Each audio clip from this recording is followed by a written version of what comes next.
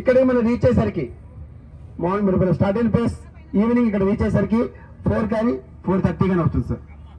అలాగే చూస్తే మీరు మార్నింగ్ నుండి ఈవినింగ్ వరకు ఎక్కడ గౌతమి గోదావరి అందరూ ప్రయాణించారు కాబట్టి చిన్న పెద్ద ప్రతి ఒక్కరు కూడా ఈ గోదావరి మాత ఆశీస్సులు తీసుకోవాలి. అది ఎలా అంటారా, మీ గోదావరి మాత కదాను మీరు గట్టిగా చెప్పారు సార్. అందరూ రెడీగా ఉండండి. గోదావరి మాతకి సార్, గట్టిగా గోదావరి మాతకి, గోదావరి మాతకి.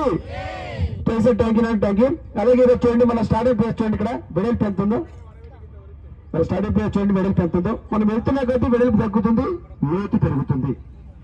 ఇక్కడ లోతు వచ్చి 100, 200, 300, 400 అంటే 400 అడుగులతో కొంత ముందుకి ప్రయాణం ముందుకు కొనసాగుతుంది.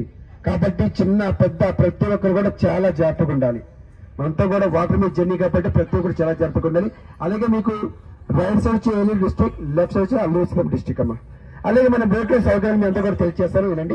బోట్ కి బ్యాక్ సైడ్ గా స్టెప్స్ దగ్గర లెఫ్ట్ లో రైట్ లో వాష్రూమ్స్ ఉంటాయి. లెఫ్ట్ లో రైట్ లో వాష్రూమ్స్ ఉంటాయి.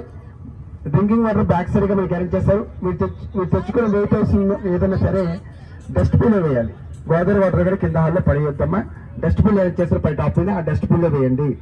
అలాగే చూడండి. అలాగే మనకి అంటే ఫస్ట్ స్టాప్ ఈ టూరిజం ఒక స్టాప్ ఉంటుంది, అది కూడా ఫస్ట్ స్టాప్ పేరెంటాల పల్లెలు విలేజ్.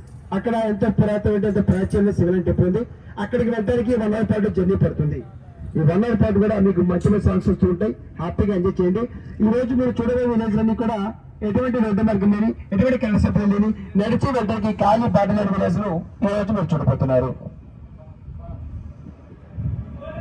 అలాగే చూడండి సార్, ఎందుకంటే ఇవన్నీ కూడా పూర్వం నియమించినట్టయితే ఇవన్నీ కూడా పూర్తిగా జనసమితి కాబడుతున్నాయి. పాపికొండలు కూడా ఉంటే ఒక 1 year 2 years ఉండొచ్చు. ఎందుకంటే ఈ పోలం డ్యామ్ నిర్మించినట్లయితే ఇవన్నీ కూడా చుట్టుపక్కల గ్రామాలు కూడా నీటి మరిగిపోతున్నాయి. అలాగే చూడండి, ఈ రోజు అన్ని కూడా చూసుకుంటూ తెలుసుకుంటూ మన యొక్క ప్రయాణం ఇలా ముందుకు కొనసాగుతుంది. పాపికొండలన్నీ చూసిన తర్వాత రిటర్న్ జర్నీలో చూసినా చూడాలి చాలా మంది బోర్ఫుల్ ఉంటుందమ్మా. రిటర్న్ జర్నీలో మీ అందరికీ ఎటువంటి కోరుకొచ్చుకుంటే